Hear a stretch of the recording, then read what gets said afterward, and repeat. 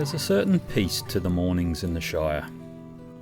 The soft cluck of hens greeting the dawn, the quiet hissing of Muscovy ducks by their little ponds, and somewhere in the distance the proud call of a rooster declaring himself Lord of the Garden. G'day friends, today we're talking about chickens and Muscovy ducks and their noble leaders, the roosters and the drakes, and how they live in harmony while helping a permaculture system thrive. It's a feathered fellowship of pest control, fertility and good company. So pour a cuppa and let's wander down to the coop.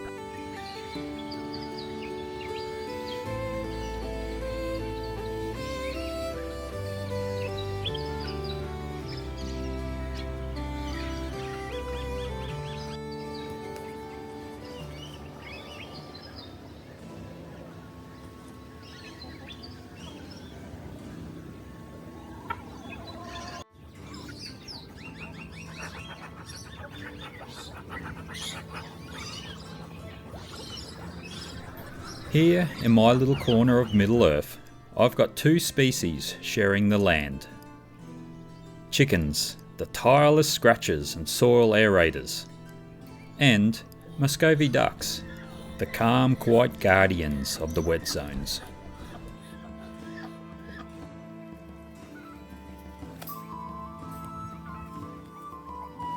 Together, they form what I call the feathered fellowship. They're not off to Mordor, but they do go on epic daily quests, clearing pests, fertilising the garden, and keeping the homestead buzzing with life.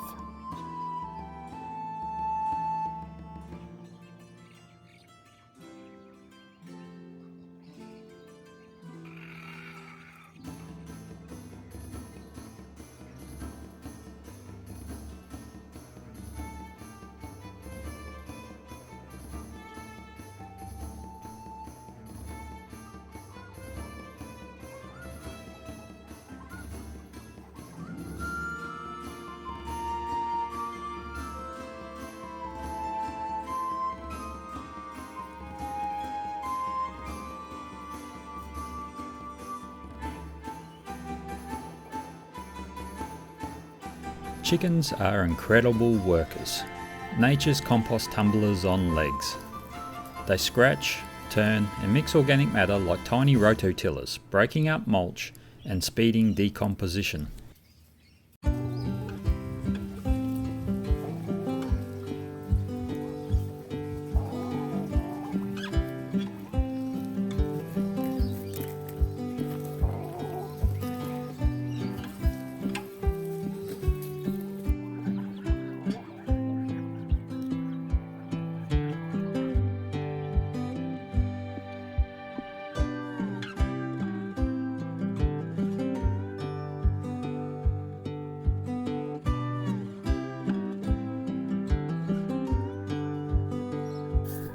And with around about 20 hens here, they make short work of your kitchen scraps and weeds. Their manure is high in nitrogen and perfect for activating your compost pile. And then there are the eggs, rich, golden and packed with goodness. Fresh eggs are a daily reminder that care and diversity in your system pays off. Plus, they're the best eggs you'll ever taste. Straight from happy hens that live like hobbits.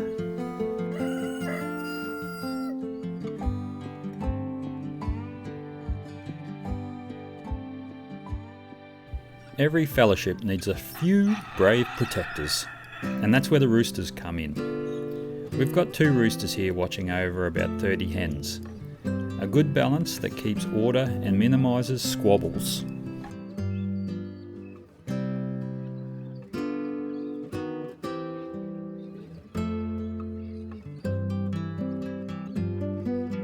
Roosters aren't just there to crow at dawn, they're sentinels. They warn of hawks, guide the hens to food, and maintain the flock's hierarchy. A healthy rooster-to-hen ratio prevents fighting and ensures the flock stays calm. Too many roosters and you'll get chaos. Too few and your hens lose their natural flock balance.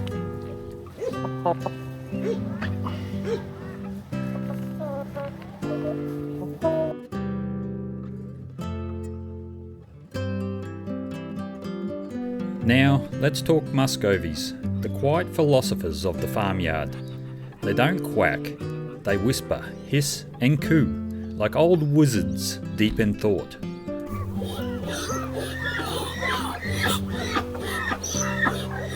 They're fantastic for controlling slugs, mosquitoes and flies, particularly around ponds, dams and garden edges. And their droppings, well, they're milder than the chicken manure, so they can go straight into your garden with little worry. And don't underestimate their eggs. They're richer, larger and make the best cakes and pastries. Once you've baked with duck eggs, you'll never go back.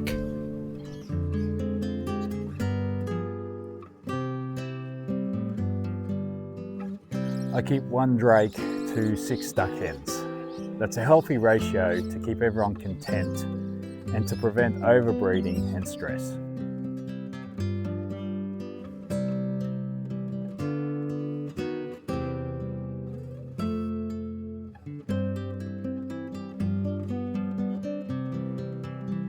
Housing chickens and ducks together works beautifully, if you design the space for both.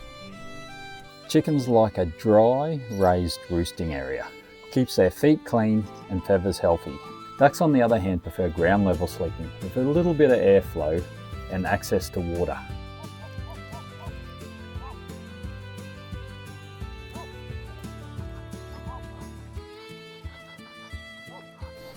Feed them a balanced grain mix, layer pellets for hens, with a bit of extra protein for the ducks, especially during laying season. Add greens, garden scraps, and worms and ground grubs whenever possible. They love variety.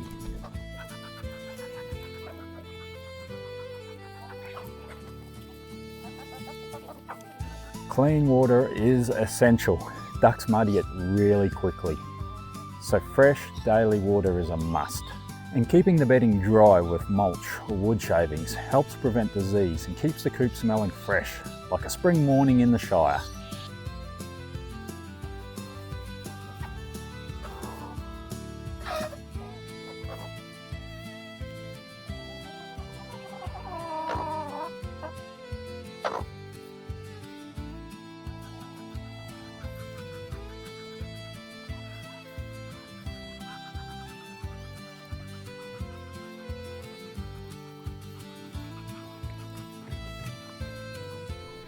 Together, chickens and ducks create a cycle of fertility, one that feeds your soil, controls pests, and boosts productivity.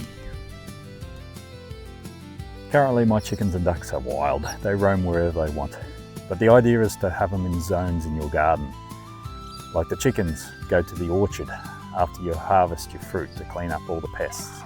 Your ducks move to the food forest so they can clean up snails and slugs, particularly after it's rained.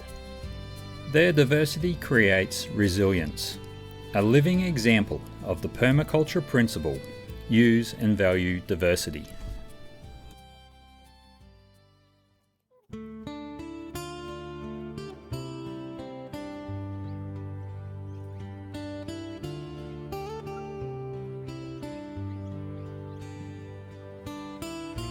In the Shire, I reckon every Hobbit hole would have had a few hens scratching in the garden and a duck or two by the pond. It's small scale, integrated and deeply satisfying.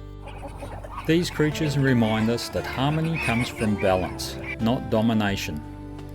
Each plays a part and the land rewards you for listening.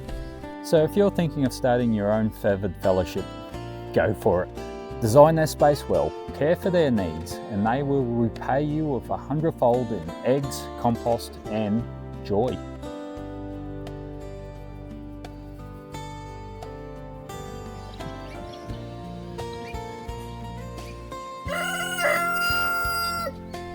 Thank you for joining me today, friends. If you enjoyed this little feathered fellowship, give it a thumbs up, share it with a fellow backyard farmer, and subscribe for more permaculture tales from the Shire.